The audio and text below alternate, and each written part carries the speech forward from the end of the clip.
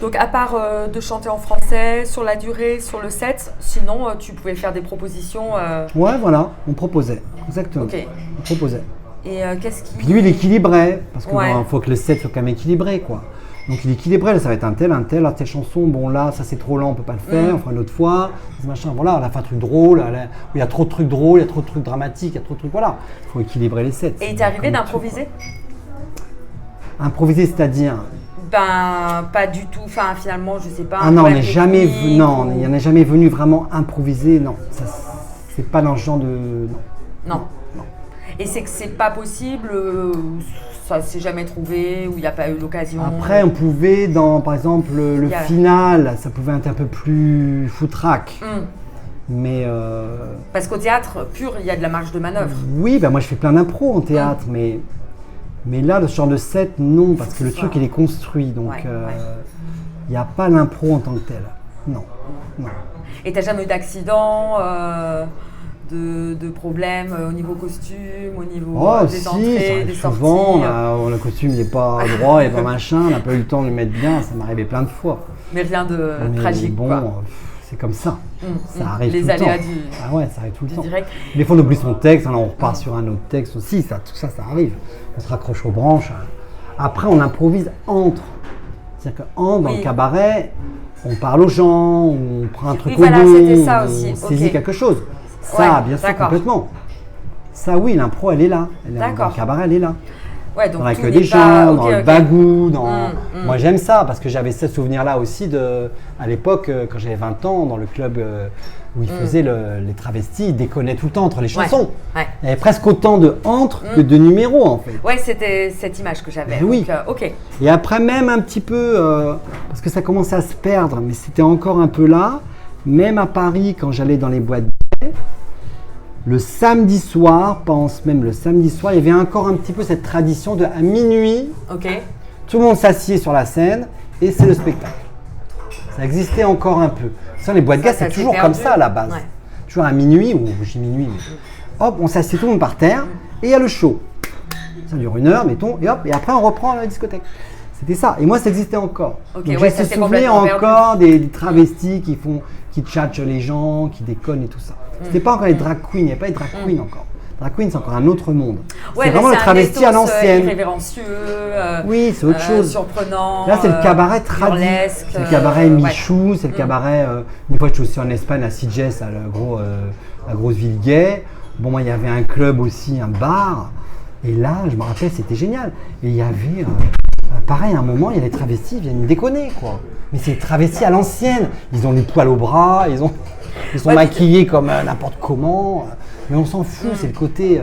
C'est pas le côté drag queen avec les maquillages comme ça, c'est pas ça du tout. Tout repose sur des personnalités Ouais, fortes, sur le des fun tempéraments. aussi. Ouais, Sur ouais. le fun, sur se dire, mais. Pas se on prendre est au là sérieux, pour déconner, ouais. quoi. On est là pour s'éclater. Pour souffler. Pas forcément se prendre au sérieux. Voilà, et pour le côté sympa. C'est ça aussi. Convivial, chaleureux. Ouais, exactement.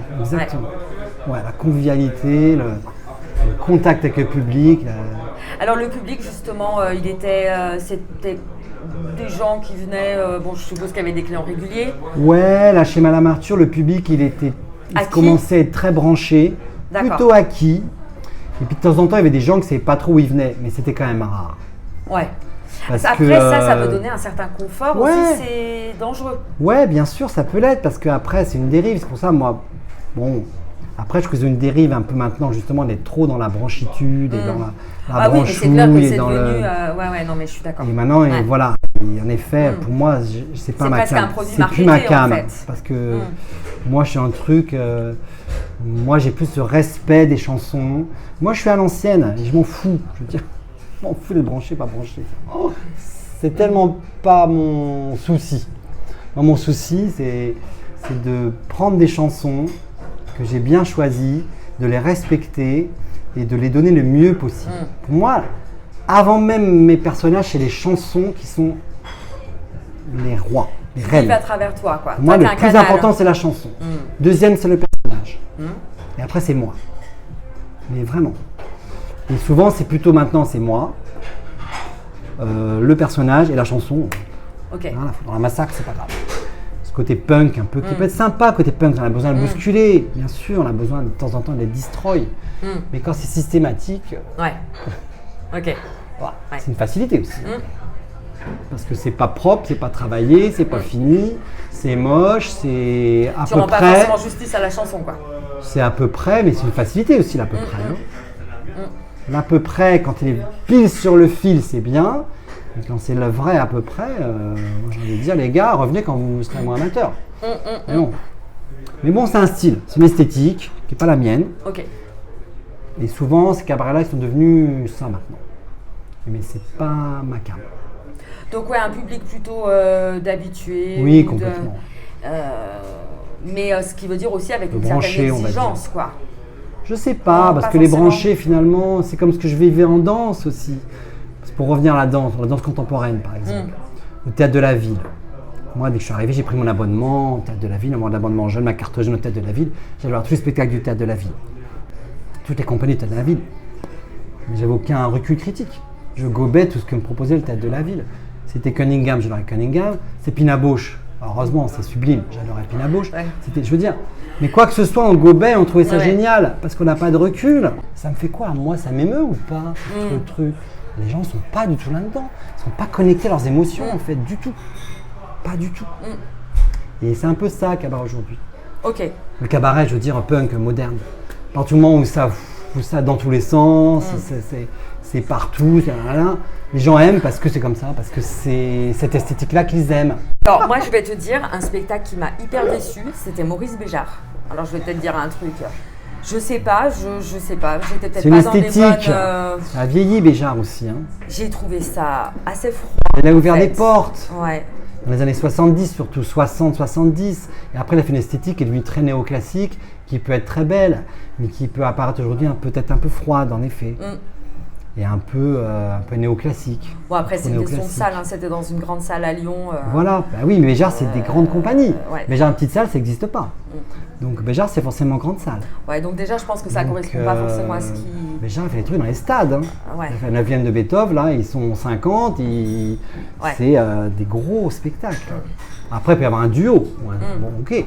Mais Béjart, c'est beau. Moi, au début, j'ai aimé Béjart, mais après, bon, oui, on se détache un peu de Béjart parce qu'on s'en lasse, c'est normal. Même si respect, parce que, voilà, c'est quand même, ça a été quelqu'un. C'est qui les grands noms de la danse que tu pourrais conseiller de suivre Aujourd'hui, honnêtement, je suis un peu très déconnecté de la danse aujourd'hui. Ok.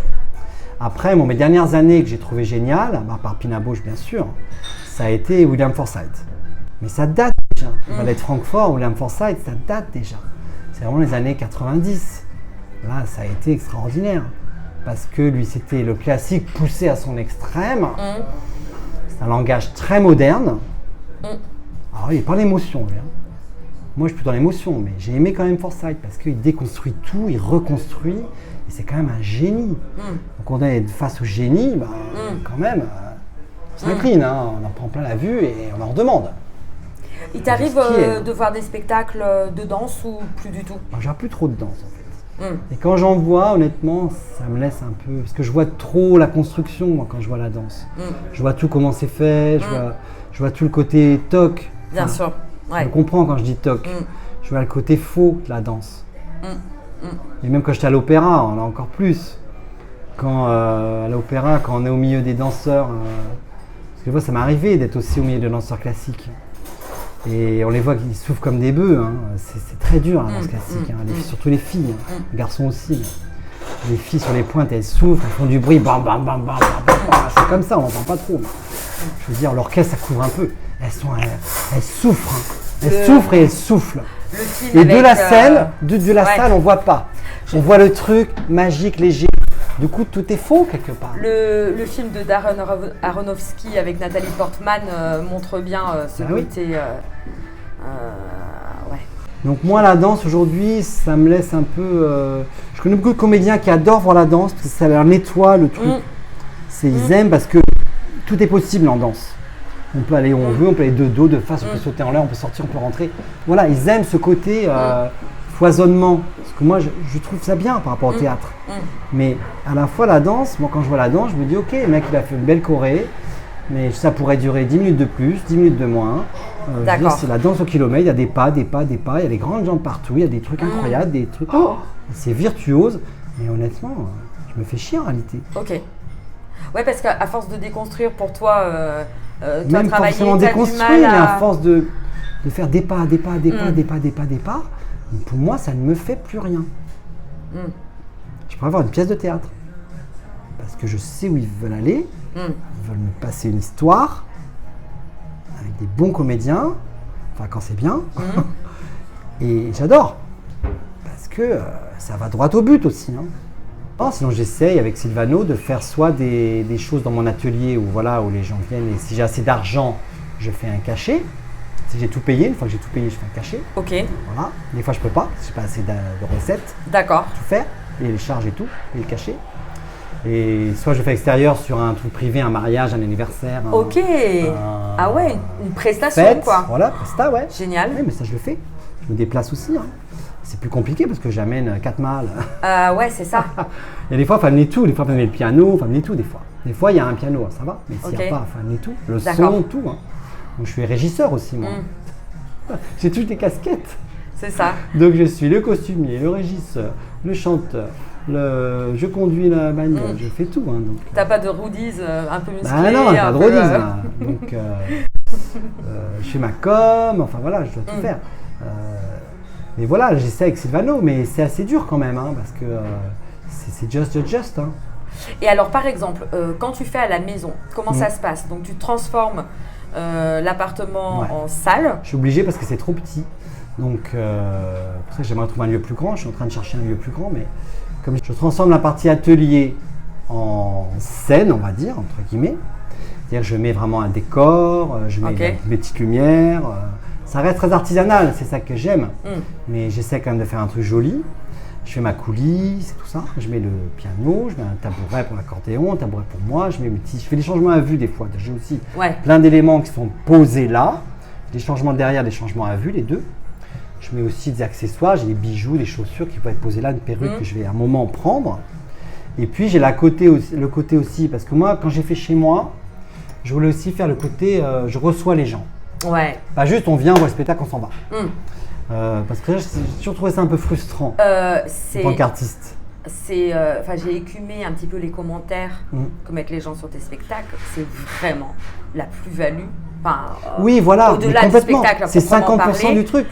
C'est la soirée. Qui fait que le souvenir est c'est qu'il y a une rencontre. Voilà, c'est ça. Voilà, il y a une rencontre, il y a un accueil, il y a un partage aussi entre les gens, pas qu'avec moi.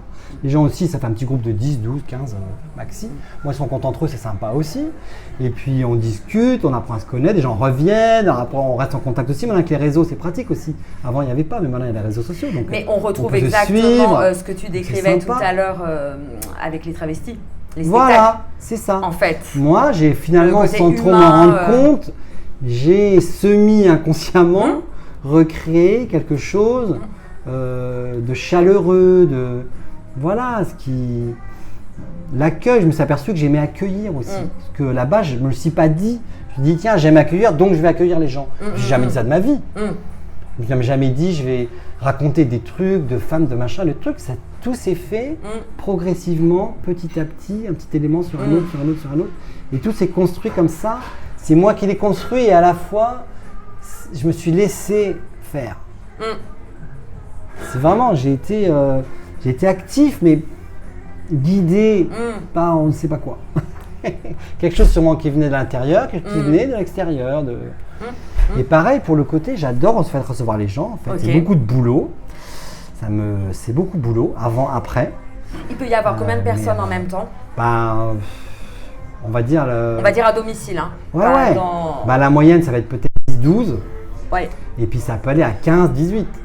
Des fois, on est 20. 20, c'est déjà beaucoup. Tu as de quoi asseoir tout le monde? Oui, parce qu'après, je remets des chaises supplémentaires. Ouais. Comme je sais toujours le nombre de gens, quand même, il n'y a personne qui vient. Ça arrive, mais quelqu'un arrive à 2 au lieu d'1, bon, ça peut arriver. Ouais. Mais en général, je sais le nombre. Aujourd'hui, on va être 12. Donc, je fais à manger pour 12 ou 13, parce que j'ai les musiciens. Bon, moi, on va dire que je fais à manger pour 15.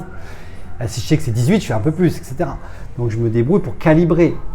Mais voilà, donc, je me suis pensé que j'aimais ça, quoi, en fait. C'est un plaisir pour moi. C'est vraiment une joie, un échange.